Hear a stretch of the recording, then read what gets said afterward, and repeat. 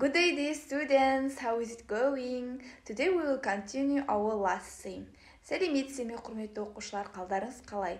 Бүгін біз алдыңғы тақырыпты жалғастыратын боламыз. Exercise number 7 and 9 at page number 51. Бүгін біз оқушылар 7-ші және 9-ші жаттығуды орындайтын боламыз. 51-ші беттегі. Open your People's Book at page number 51. People's Book'дарымызды ашайық. Ендеше оқушылар жаттығу орындамасынан алдын біз study spotқа мән берейік. Ол жерде бізде prepositionстар келіп тұр. Яғни осы жаңа сөздерді бірінші біз жазып жаттап алуымыз қажет, және сол сөздерге қатысты 7-ші 9-ші тапсырмаларды орындайтын боласыздар. So, the first word, бірінші сөз бізде opposite. Opposite деген сөз ол бізде қарама-қарсы. Смайликтерді көріп тұрғандарыңыздай бір-біріне қарама-қарсы орналасқан. Яғни opposite қарама-қарсы. Келесі сөз бізде next to ол бізде қасында, жанында деген. Келесі бізде between ол бізде арасында. Келесі бізде behind бізде ол артында деген сөз. Well, peoples, in the let's do exercise. Exercise number 7. 7-ші жаттығуды орындайық ендеше оқушылар. Бұл жерде берілген оқиық. Look, read and choose дейді.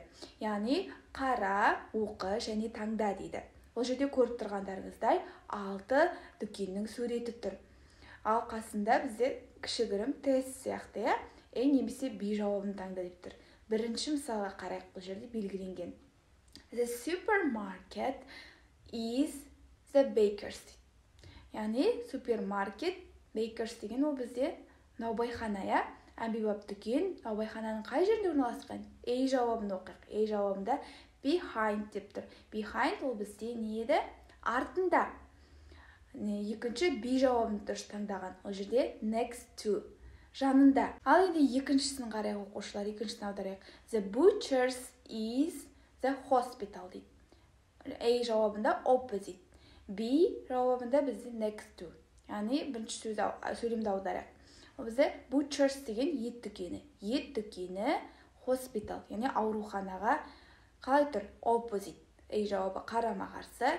B жауабы next to, жанында. Қайсы сөз екенін, яғни A немесе B екеуінің біреуін таңдап белгілейміз.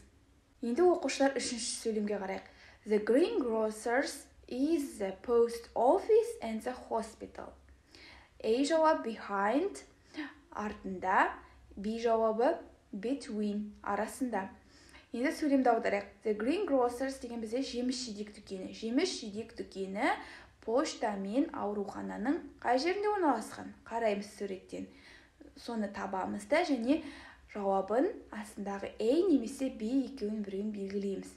Дәл осылай оқушылар жаңа өткен сөздерді және алдыңғы сабақта өткен сөздерді еске түсіру арқылы суретке қарап осы тапсырманы орындаймыз. Өте оңай. Exercise number 9. Келесі жаттығу бізде оқушылар 9-ші жаттығу. Бұл жерде read and label the buildings деген. Яғни оқы және ғимараттардың белгіле деген атауларын сіздер табуларыңыз қажет. Бірден бастап 5-ке дейін, яғни суреттермен көрсетіп тұр. Бұл жерде бірінші сөйлемдерді аударып, сосын оның қандай ғимарат екенін біз жазуымыз қажет. Бірінші сөйлем бізде. The butcher's is between the baker's and the post office дейді. Яғни butcher's деген бізде ет дүкені, between деген арасында дейді. Яғни ненің арасында дейді? Post office пошта мен baker's наубайхананың арасында. Яғни ет дүкені пошта мен наубайхананың арасында орналасқан. Келесі сөйлемімізде. The supermarket is opposite the baker's. Супермаркет, яғни әмбебап дүкен бізде негізітқа қарама-қарсы дейді. Baker's, наубайханаға қарама-қарсы орналасқан. Келесі сөйлемімізде. There is a greengrocer's behind the post office. Жеміс-жидек дүкені не нәрсенің артында дейді бізде?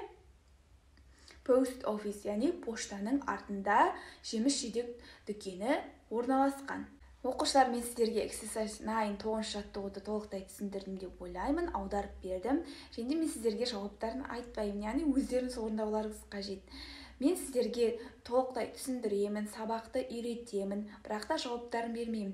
Себебі әр оқушы өз бетімен еңбектеніп оқыса, өзінің әділ бағасын алады. Және де сіздер ол жауаптарын қарап жазып алмаңыздар. Өз беттеріңізбен осылай менің түсіндіргенімен орындап, әділ бағаларыңызды алыңыздар. Егер видео ұнаса, лайк басып, комментарий жазып кетіңіздер, каналыма тіркеліңіздер. So, see you next time. Bye bye, students.